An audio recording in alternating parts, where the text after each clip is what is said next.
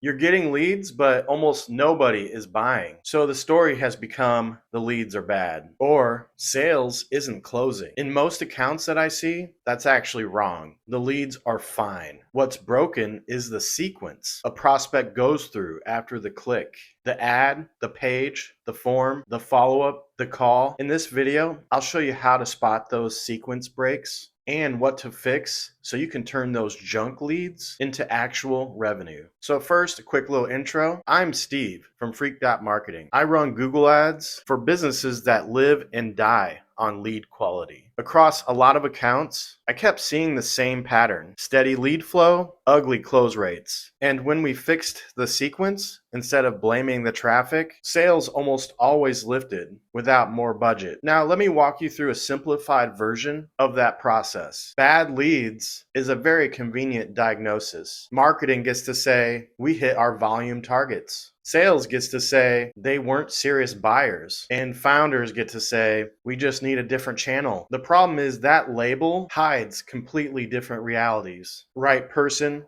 wrong timing. Right person, wrong expectations. Right person, wrong first conversation. Right person, too much friction on the next step. All of those show up in your CRM as the same outcome. The lead didn't convert. If you stay at that level, you'll keep swapping channels and tweaking ads, while the real leaks stay exactly where they are. Most funnels are drawn as stages: MQL to SQL to opportunity to closed. That's how you see it. But your buyer experiences something else completely different: a sequence of moments. They see a promise in an ad. They get a first impression from the landing page. They decide whether to fill out the form. They feel something when nothing happens for a few hours. They react to your first email or call. They make a gut call about whether the next step feels worth it. At each of those moments, you can lose someone who was an ideal fit. So instead of asking, why didn't this stage convert? You want to ask, at which moment in the sequence did we stop feeling aligned with what this person came for? Now, to keep this video on the shorter side, I'll focus on 3 patterns that show up over and over again. The first pattern: message mismatch. The promise that pulled them in doesn't survive the next steps. Your ad speaks to a painful problem and outcome, strong, but your landing page drifts back into generic product talk. Your sales call opens with a pitch that could be for any random tool or service in the category. From the buyer's perspective, they think, I came here for help with X. Why are we all of a sudden talking about Y and Z? On your side, you log it as a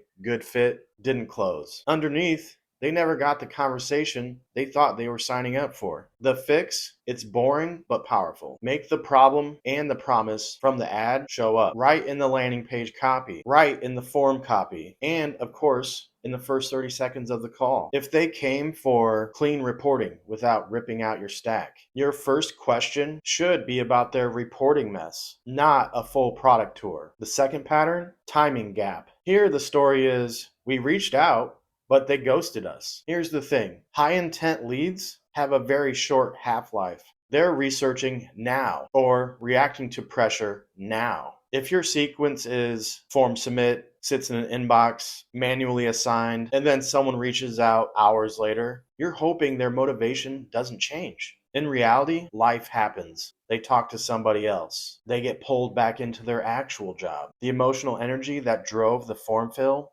it's gone. In your system, it's never connected. The fix is a clear, standard, and simple system. Decide what fast means for you. Route leads to a human instantly, and let automation confirm that you got their request instead of leaving them in silence. Third pattern: commitment mismatch. This one looks like no-shows or I'll think about it. Your front end promise: it's low friction. Get a quick assessment. See if you qualify. Get a ballpark quote. Now, the next step you offer, it's high friction. A 45-minute demo, a heavy discovery call, or in the case of local service businesses, having to schedule time to meet with the contractor and explain the problem to get a quote. They came in wanting clarity, not a relationship. The jump in commitment, it feels bigger than the problem is painful. So they quietly back out, and you label it unreliable lead. when in reality, it was actually an offer design problem. The fix is to add a step that matches their actual intent: a short fit call, a quick Loom walkthrough, a simple calculator, and name your call to action after what really happens, not what you wish would happen. Now, here's a simple way to find out which break is killing you without building a giant RevOps stack. For one core funnel, map the first 24 hours after a click